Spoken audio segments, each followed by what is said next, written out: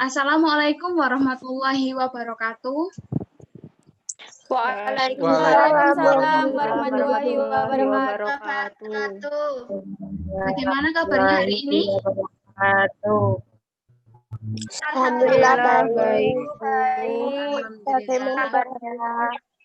Alhamdulillah, semoga kesehatan kita selalu baik dan juga dilindungi oleh Allah, kita maupun keluarga kita. Amin. Sebelumnya Ibu mau mempresensi kalian dulu ya. Mikrofonnya dinyalain semua biar langsung jawab. Baik, Bu. Ya, Bu. Baik, Bu. Yang pertama, Inka Krisma Melati.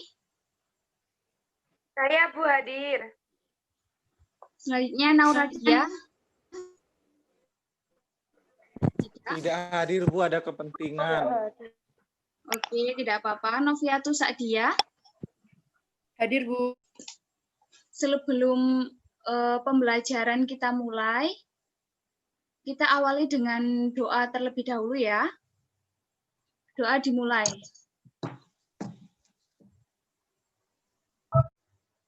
Amin. Semoga pembelajaran hari ini lancar ya, tanpa ada kendala apapun. Hari ini kita akan belajar tentang teks laporan percobaan. Di sini ada yang tahu apa itu teks laporan percobaan atau bahkan sudah pernah membuat teks laporan percobaan? Belum? Belum. Kalau pengertiannya, mungkin kalau belum pernah buat, tahu pengertiannya teks laporan percobaan. Saya Bu Noviatus mencoba menjawab. Ya, Mbak Novi. Teks laporan, kalau menurut saya, teks laporan percobaan ialah sebuah teks yang berisi tentang laporan-laporan dari percobaan yang telah dilakukan. Ya, benar jawabannya. Nah, sebelum Ibu paparkan seluruhnya, Ibu mau menyampaikan tujuan pembelajaran hari ini. Tujuan pembelajaran hari ini agar kalian mengetahui apa sih teks laporan percobaan itu yang pertama. Yang kedua adalah fungsi. Fungsi teks laporan percobaan itu apa? Nanti Ibu jelaskan. Kemudian model-model teks laporan percobaan. Kemudian struktur. Yang terakhir yaitu ciri kebahasaannya itu apa. Dan kalian nanti kan sudah membuat teks laporan percobaan yang akan kalian presentasikan. Seperti itu ya. Ibu akan tampilkan share screen. Baik, Ibu.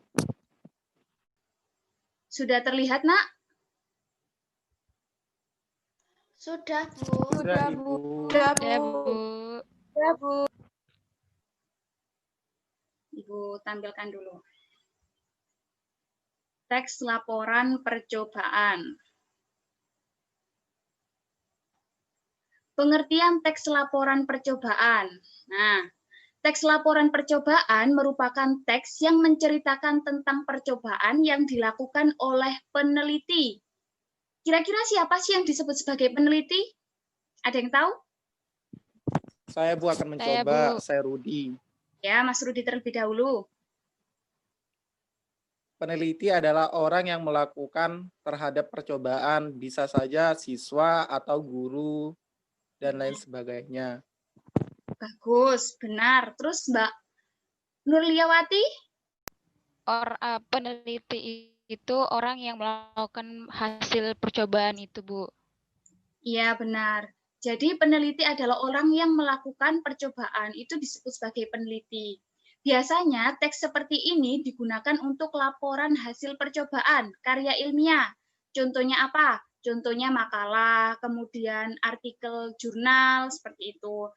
Kemudian laporan praktikum. Laporan praktikum ini biasanya digunakan oleh anak biologi lebih banyaknya. Tapi oleh anak bahasa juga bisa apabila ingin praktikum tentang kebahasaan. Selanjutnya, fungsi teks laporan percobaan. Nah, teks ini dibuat untuk memberikan informasi kepada orang lain mengenai hasil percobaan yang telah dibuat. Jadi untuk menginformasikan bahwa laporan ini sudah dibuat dan untuk memberikan informasi mengenai fungsi dari percobaan yang telah dibuat tersebut. Percobaannya sendiri dapat dilakukan secara berkelompok ataupun sendiri-sendiri. Jadi apabila kalian ingin membuat sendiri-sendiri juga boleh, tapi apabila ingin membuatnya secara kelompok juga boleh. Karena kalau kelompok kan bisa pembagian tugas, seperti itu. Sudah, apa ada yang kurang jelas anak-anak? Selanjutnya, kemarin kan Ibu sudah meminta kalian untuk membuat kelompok di WhatsApp sekitar 4-5 orang untuk membuat teks laporan percobaan pembuatan. Dan alhamdulillahnya kalian sudah membuat ya. Ibu mau menampilkan terlebih dahulu. Ini punyanya kelompok 2. Sudah terlihat? Kelompok sudah, Sudah, Bu. Bu. Sudah, Bu. Baik. Ini punyanya kelompok Mas Rudi, Mbak Vegi Bani, Emma Puspa, sama Lia Rizky.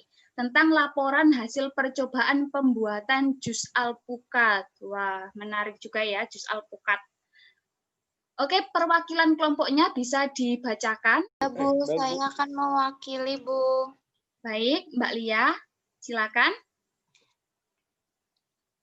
Jadi, di kelompok kami membuat percobaan jus alpukat. Di sini tujuan kami membuat jus alpukat itu agar masyarakat itu dapat membuat jus alpukat dan tidak perlu membelinya. Mungkin kelompok kami masih terkendala sinyal, Bu, jadi saya akan membantu. Baik, Mas Rudi. Baik, di sini langkah-langkah pembuatan jus alpukat. Yang pertama-tama, siapkan buah alpukat dan belah buah alpukat menjadi 2 bagian. Yang kedua, buang biji alpukat dan ambil dagingnya dengan dikerok menggunakan sendok. Nah, punyanya Mas Rudi ini sudah bagus ya, sudah ada tujuannya. Tujuan pembuatan dari jus alpukatnya ini sudah ada. Kemudian alat dan bahannya juga sudah ada, sudah lengkap. Langkah-langkah pembuatannya juga sudah lengkap. Kemudian hasilnya juga sudah ada, kesimpulannya juga sudah ada. Mungkin cuma kekurangannya di tujuannya cuma 1, seharusnya di 2 atau 3 biar lebih bermanfaat seperti itu ya. Tapi Baik, Ibu, kami akan memperbaiki. baik. Terus pemaparannya juga kurang banyak, istilahnya kurang lebih banyak lagi gitu. Mungkin akan lebih paham yang membacanya seperti itu. Tapi keseluruhannya sudah bagus. Terima kasih untuk kelompok 2. Sama-sama, Ibu. Nah, untuk kelompok yang lain nanti komentarnya akan Ibu kirim langsung ke WhatsApp ya, sama nilainya juga. Sebelum Ibu lanjut, apa ada pertanyaan? Sepertinya tadi ada pertanyaan dari Mbak Inka ya. Mana Mbak Inka? Iya, Bu. Tadi saya bertanya. Mohon maaf, sinyalnya susah. Baik. Jadi Mbak Inka tadi menanyakan apa sih perbedaan teks laporan percobaan dengan teks prosedur ya. Kalau di teks prosedur itu, prosedur pembuatan itu cuma mencantumkan prosedurnya saja dari awal sampai akhir, bagaimana cara pembuatannya, sampai akhir jadi. Kalau di teks laporan percobaan ini dijelaskan dari awal itu tujuannya itu apa, bahan-bahannya juga apa, kemudian alatnya, kemudian kesimpulan dan hasil. Jadi dijelaskan seperti itu. Sudah jelas Mbak Inka? Apa kurang jelas? Jawaban dari Ibu? Sudah, Bu. Terima kasih. Sama-sama. Jadi kita tadi belajar tentang teks laporan percobaan ya. Teks laporan percobaan sendiri terdiri dari pengertiannya, kemudian fungsinya tadi apa, model-model, kemudian strukturnya, kemudian kebahasaan dari teks laporan percobaan. Jadi kalian sudah paham ya? Benar-benar sudah paham? Paham, Bu. Ya, kalau sudah paham, Ibu berikan tugas. Nah, tugas ini bersifat kelompok, sama seperti yang kemarin. Kelompoknya juga tetap itu ya, tetap sama kelompoknya. Nah, jadi kalian isi secara kelompok sesuai dengan di grup WA, terus kemudian kalian presentasikan di pertemuan selanjutnya. Seperti itu. Ada yang ditanyakan atau kurang paham? Kalau sudah paham semua, Ibu mau menutup pembelajaran hari ini, tapi kita tutup dengan doa terlebih dahulu supaya lebih bermanfaat. Kita tutup dengan kafaratul majelis, ya. Semua mikrofonnya dibuka dan kita berdoa bersama. Terima kasih untuk pembelajaran hari ini ya. Semoga ilmunya bermanfaat walaupun ilmu yang Ibu berikan cuma sedikit. Terima kasih. Billahi fisabil haq wastaqbil khairat. Wassalamualaikum warahmatullahi wabarakatuh. Waalaikumsalam warahmatullahi wabarakatuh.